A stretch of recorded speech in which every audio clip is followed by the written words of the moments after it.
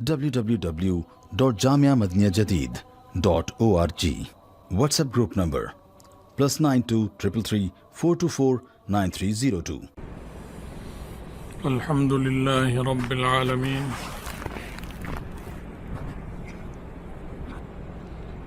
والصلاة والسلام على خير خلقه سيدنا ومولانا محمد وآله وأصحابه أجمعين أما بعد. حضرت عائشہ صدیقہ رضی اللہ تعالی عنہ فرماتی ہیں کہ نبی علیہ السلام نے ارشاد فرمایا ہے، خیرکم خیرکم لأہلہ وَأَنَا خَيْرُكُمْ لِأَهْلِي، کہ تم میں بہتر آدمی وہ ہے جو اپنے اہل کے ساتھ اچھا ہو، جس کے معاملات اپنے گھر کے اندر اچھے ہوں، گھر والوں کے ساتھ اس کا اخلاق، اس کا برتاؤ اچھا. تو آدمی کو پرکھنے کی یہ ترکیب بتائی رسول اللہ صلی اللہ علیہ وسلم نے، یہ معیار بتایا. ہم لوگ اور طرح سے پرکھتے ہیں. عام طور پر جو چلتا ہے وہ باہر لوگوں میں دیکھتے ہیں کہ لوگوں میں کیا ہے، کیا کہا جاتا ہے اس کو. اگر لوگوں میں اس کی بہت تعریف کی جاتی ہے، ہر آدمی تعریف کر رہا ہے، کوئی جوتے اٹھاتا ہے، کوئی ہاتھ چومتا ہے، تحفہ دیتا ہے، اپنے ہاں بلاتا ہے، اکرام کرتا ہے، یہ چیزیں اگر کرتا ہے تو ہم اس کو پرکھتے ہیں. ایک درجے میں یہ بھی نشانی ہے اچھے ہونے کی، یہ نہیں کہ یہ کچھ نشانی ہے ہی نہیں، یہ بھی ہے. اس سے بھی لگتا ہے کہ یہ اچھا بندہ ہے، لوگ اس کا اکرام کر رہے ہیں، تعریف کرتے ہیں اس کی. لیکن جو زیادہ بڑا معیار ہے جو نبی علیہ السلام نے بتلایا وہ یہ ہے، کیونکہ اپنے گھر کے اندر جو ہے انسان سب سے بے تکلف ہوتا ہے. وہاں تکلف اور حجاب کوئی نہیں ہوتا کہ میں ایسے ہنسوں گا، ایسے کھڑا ہوں گا، ایسے لیٹوں گا، ایسے بات کروں گا تو یہ کیا کہیں گے، وہ کیا کہیں گے. یہ فکر گھر میں نہیں ہوتی. ایسی زبان استعمال کروں گا تو کیا کہیں گے، میرے گھر والے ہی ہیں. اور اگر گندی زبان ہے تو کب تک قابو میں رکھے گا، گھر میں نہیں کھولے گا تو کہاں کھولے گا. وہ گھر میں ہی کھلتی ہے. گندی زبان، گالم گلوچ، بد اخلاقی، اسی طرح غصہ، یہ گھر میں ظاہر ہوتا ہے، گھر میں نکلتا ہے. باہر تو کہیں کہیں نکلتا ہے کسی پر جہاں پتہ ہو کہ یہ ہے ہی ماڑا کمزور، وہاں آتا ہے. غصہ جو ہے یہ بہت سمجھدار ذہین چیز ہے، بہت سمجھدار ہے. یہ آتا ہی وہاں ہے جہاں اس کو پتہ ہو کہ یہ کمزور ہے. جہاں پتہ ہو کہ یہ طاقتور ہے، غصے والا آدمی جا رہا ہے، چلا جا رہا ہے، ایک دم اس کے پاس پولیس کی جیپ آ کے روکی، اس نے کہا تلاشی دو، ایسے سیدھا ہو جائے گا تلاشی دینے کے لیے فوراً. وہاں غصہ غائب. اگر انہوں نے ایک دو گالیاں بھی دے دیں تو آ کے کہے گا کہ میں نے تو صبر کیا، معاملہ اللہ پہ چھوڑ دیا، صبر کیا. واقعی صبر ہے. اگر دلیر ہے اور ہر ایک کو نبٹ سکتا تھا یا ایسی قوت تھی تو یہ صبر کہے گا. پولیس افسر کا بیٹا تھا بڑا، پھر پولیس نے روک لیا اور اس نے یہ کیا کہ نہیں، یہ قانون کے مطابق جو ان کا فرض ہے وہ کر رہے ہیں ادا. اور اس نے اپنی تلاشی بھی دی، ان کے سوالات کے جواب بھی دیے، انہیں کوئی دھمکی بھی نہیں دی کہ مجھے نہیں جانتے میں کون ہوں، ایسی کوئی بات نہیں کی. تو یہ اس کو صبر کا نہیں کہا جائے گا، یہ اسے صبر کہا جائے گا کہ اس نے صبر کیا اور اچھے اخلاق کا مظاہرہ کیا. کیونکہ یہاں یہ ناراض ہو سکتا تھا، اڑ سکتا تھا، مقابلہ کر سکتا تھا. لیکن جہاں مقابلہ نہیں کر سکتا وہاں کیا میں نے صبر کیا، اللہ سے بدلہ، اللہ سے اس کا اجر لوں گا آخرت میں. ایسے کا نہیں اجر وجر ہوتا، نہ یہ صبر ہے. کیونکہ سب صبر ہی نہیں ہے تو صبر پہ اجر کیسے؟ تو صبر تو وہاں ہوتا ہے جہاں کمزوروں میں جہاں رہ رہا ہے، دن رات جہاں گزرتے ہیں ماتحتوں میں. بیوی ہے تو وہ بھی ماتحت ہوتی ہے، بچے بھی ماتحت ہوتے ہیں. چھوٹے بہن بھائی بھی ماتحت ہوتے ہیں، بڑا بھائی نہیں ہوتا، لیکن بعض جگہ بڑا بھائی بھی برابر کا ہوتا ہے، تقریباً برابر سمجھتے ہیں ایک دوسرے۔ ماں کو بھی بعض لوگ کچھ نہیں سمجھتے، باپ کو تو سمجھتے ہیں، ڈرتے ہیں، لیکن ماں کو کہتے ہیں تو خیر ہے، کوئی بات نہیں، کیونکہ ماں کمزور ہے، عورت ذات ہوتی ہے۔ تو وہاں انسان اپنے اصل، جو اس کا اصل ہوتا ہے وہ ظاہر کرتا ہے۔ اس لیے یہ جو کہا جاتا ہے یہاں پر آج کل کے دور میں کہ جی یہ تو پرائیویسی ہے، گھر کے اندر کے معاملات ہیں، یہ بات ٹھیک ہے کہ اس میں جھانک تاک کرنی منع ہے، لیکن اگر وہ کسی اہم عہدے اور ذمہ داری کے لیے آ رہا ہے یا اسے لایا جا رہا ہے تو وہاں یہ جھانک تاک کی جائے گی۔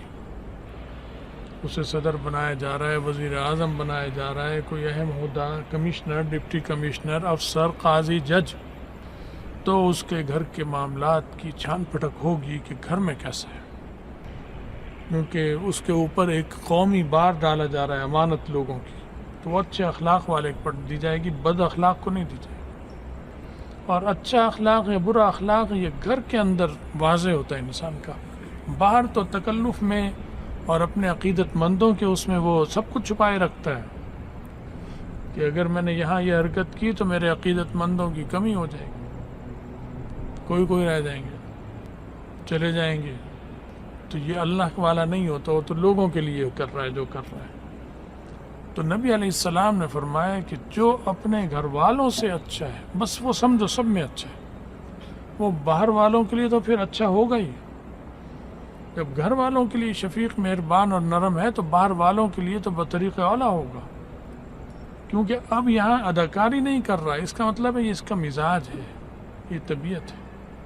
اور گھر میں تو بد اخلاق اور باہر اچھا ہے تو یہ اداکاری کر رہا ہے کہ اس کا مزاج یہ نہیں ہے، گھر میں کچھ اور کسی اور طرح کا ہے، یہ دکھاوا اداکاری کر رہا ہے۔ جب اداکاری کا موقع ختم ہوگا تو یہ اپنے اصل روپ میں آ جائے گا، پھر یہ نقصان پہنچا سکتا ہے۔ تو یہ اسلام نے بڑا زبردست معیار رکھا، تو فرمایا کہ خیرکم خیرکم لأہلہ وأنا خیرکم لأہلی، اور میں تم میں سب میں اپنے گھر والوں کے لیے بہتر ہوں۔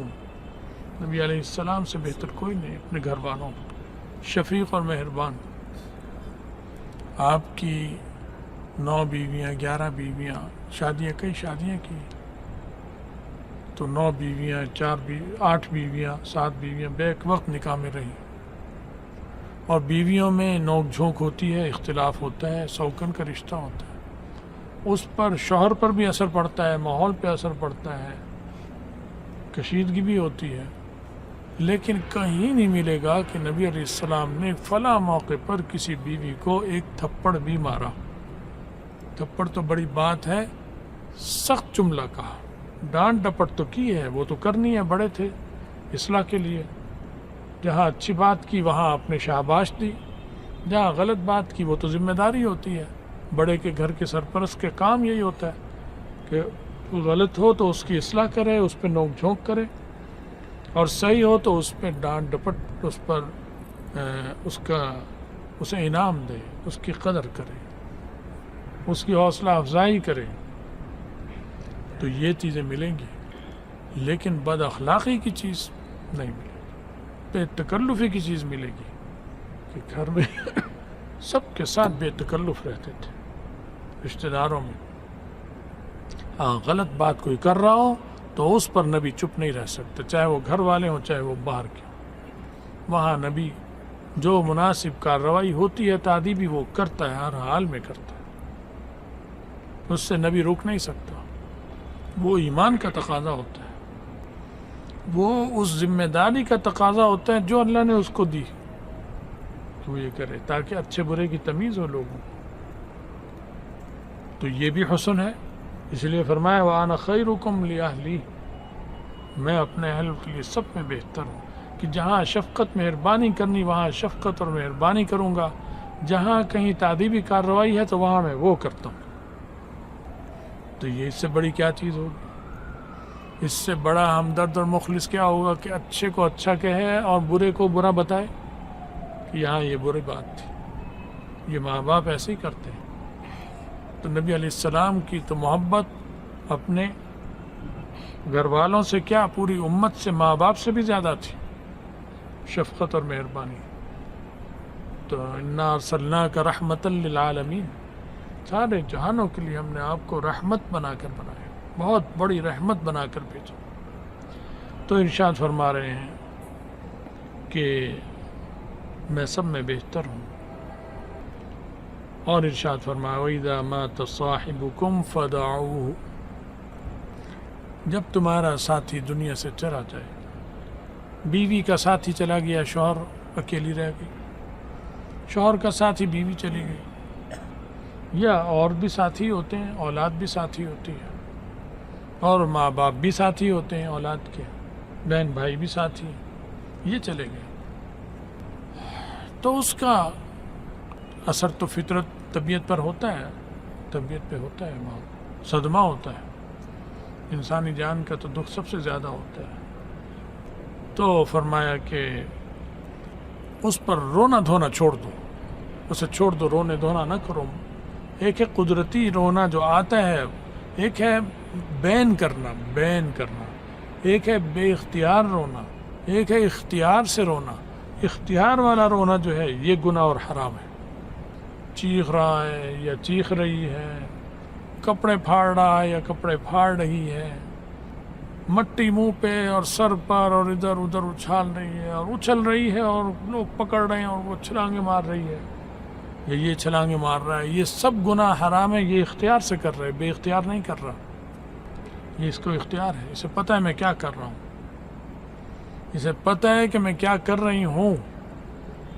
اس کو جب رکنا چاہے گی یا رکنا چاہے گا فوراً رک جائے گی. ہاں صدمے سے رو پڑا، آنسو آ گئے، یہ اختیار سے نہیں ہوتا، بے اختیار ہوتا ہے. تعلق محبت میں بے اختیار ہوتا ہے. تو فرمایا کہ یہ رونا یہ مت کرنا اس پر. یہ بھی ایک علماء نے مطلب بتایا.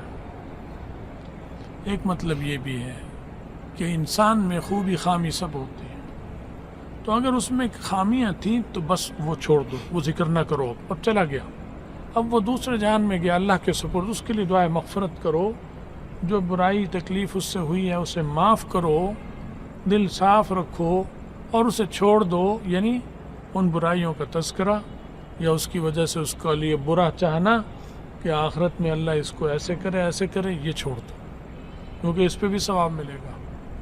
اور پھر اس کی وجہ سے ہماری آخرت اللہ آسان کر دے گا، کیونکہ ہم سے بھی تو کسی کو تکلیف پہنچی ہوگی نا. پھر جب ہم جائیں گے تو ہمارے اس عمل کا اثر یہ ہوگا کہ اللہ تعالیٰ جو جن سے ہم نے برائی کی، تکلیف پہنچی، ان کے دل میں ڈال دیں گے کہ تم اسے معاف کر دو. وہ معاف کر دیں گے، دعائے مغفرت کریں گے. یہ مطلب بھی ہے اس کا، اور سارے ہی مطلب ہو سکتے ہیں. یہ بھی کرو، وہ بھی کرو. نبی علیہ الصلوۃ والسلام کو اللہ تعالیٰ نے فصیح اور بلیغ بنایا تھا. آپ کے کلام میں جامعیت تھی، تو اس کا تقاضا ہے کہ یہ معانی آپس میں ٹکراتے نہیں ہیں، یہ سب جمع ہو سکتے ہیں. تو اللہ تعالیٰ مجھے اور آپ سب کو اخلاق نبوی کو اختیار کرنے کی، ان پر عمل کرنے کی توفیق عطا فرمائے، سنت کی پیروی کی توفیق عطا فرمائے، ایمان پر خاتمہ فرمائے، اور آخرت میں رسول اللہ صلی اللہ علیہ وسلم کی شفاعت اور ان کا ساتھ نصیب فرمائے. وآخر دعوانا الحمدللہ.